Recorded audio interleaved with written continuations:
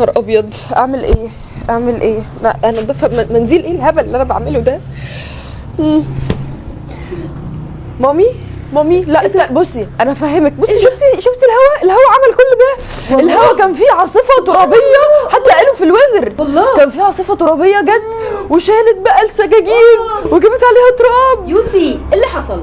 انا هفهمك. ايه تراب وزلط؟ انت عملتي ايه؟ انت كنت بتحفري هنا؟ بص هقول لك على حاجه، انا هقول لك على حاجه. ممكن تستني لحد بكره وانا هعملها؟ استني بس انت بكره شوفي ماشي، مالكيش دعوه. لو بكره بقى لقيتيني ما عملتش يعني انت عايزاني اسيبها في البلكونه لحد بكره وتلمي تراب الشارع تاني كله؟ بصي بكره هتشوفي. عايزاها جديده ماشي. ولما لقيتهاش جديده هتشتري واحده جديده.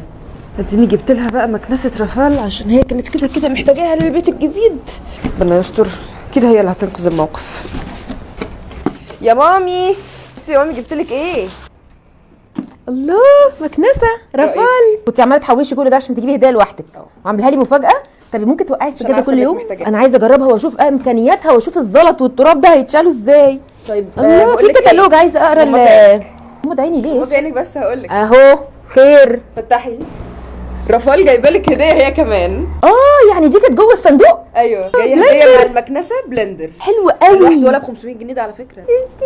شكرا. طب ممكن تقولي لي بقى امكانياتها كده ونشوف ايه الدنيا؟ هاتي بس كده البتاع ده. ده يا جماعه شكل مكنسه رافال الجديده 2200 واط، والدراع بتاعها زي ما انتم شايفين كده من الستانلس. فيها عجل ناعم جدا، مرسوم هنا فيشه.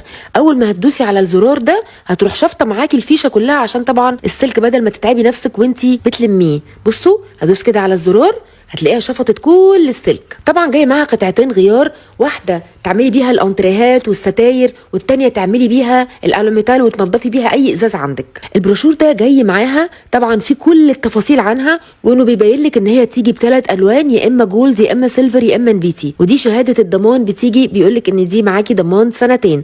طبعا لازم تتاكدي وهي جايه لك ان انت استلمتي كل الحاجات دي. ده بقى بتاع السرعات، طبعا انت عايزه تزودي السرعه او تقلليها دي حاجه براحتك طبعا. والدراع بتاعها من الستانلس وبيطول وبيقصر حسب مساحه الحاجه اللي انت عايزه تنضفيها. بتدوسي على الزرار الطويل ده الدراع بيطول معاكي. ومفاجاه بقى يا جماعه، جاي معاها حاجتين هديه حلوين قوي وكلنا بنحتاجهم وبنروح ندفع لهم فلوس مخصوصه. جاي معاها بلندر، وكمان جاي معاها كوبايه معياريه زي دي وببلاش فور فري لكل متابعي نهلس كيتشن. يلا بقى نشغلها يا جماعه ونشوف كميه التراب اللي موجوده دي اتشالت ازاي. بصوا انتوا شايفين بجد يا جماعه قوه الشفط عاليه جدا. لو عندك تراب الشارع كله حرفيا ومش مجازا، هي بتشيلها زي ما انتوا شايفين. ركزوا معايا كده، بتروح قفشه كده في الفروه اللي طالعه من السجاده وتلزق فيها كويس جدا، وتروح ماسكه التراب كله، حتى لو زلط حتى لو ورق هتشيله كله. وطبعا زي ما احنا شايفين فيها عجل اهو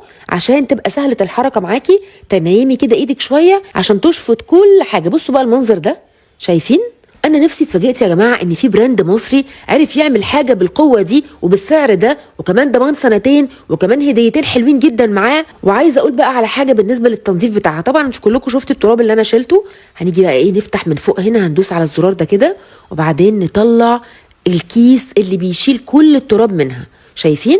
عايزين بقى نفضي التراب ده كله. عايزه بس اضحكك شويه، انا مش عارفه هو السجاده كان فيها من امتى مكرونه وريش عصافير مش عارفه الحاجات دي جت منين في الحقيقه، بس هو ده فعلا طلع من السجاده كله. نيجي بقى نركبها تاني. انا بس عايزاكم تركزوا شويه في حكايه التركيب دي. في خانتين اهم، الدراعين دول بيدخلوا فيهم، بس لازم تجيبي الزرار اللي في النص ده عليكي وبعدين تدخليهم. لازم تتاكدي من الحكايه دي علشان الكفر يقفل كويس على المكنسه. يلا بقى دلوقتي نعمل حاجه بالبلندر الجميل ده. انا محضره معايا كانتالوب، عسل ابيض ولبن. بجد يا جماعه عصير طعمه اكتر من رائع. وطبعا كلنا عارفين بديل العسل ممكن يكون سكر. اقعدي بقى اضربي فيه دقيقه، مش هقول لك اكتر من دقيقه. طبعا البلندر ده جاي معاه سرعتين، في اي زرار تدوسي عليه السرعه الاقل او الاعلى تعملي احلى عصير. عندك اي حاجه نفسك تعمليها تضربيها هيضربها لك. وهسيب لكم كل تفاصيل رافال في الكومنتات. خليتها لك زي الفل ولا الجديده. راضيه عني يا ستي؟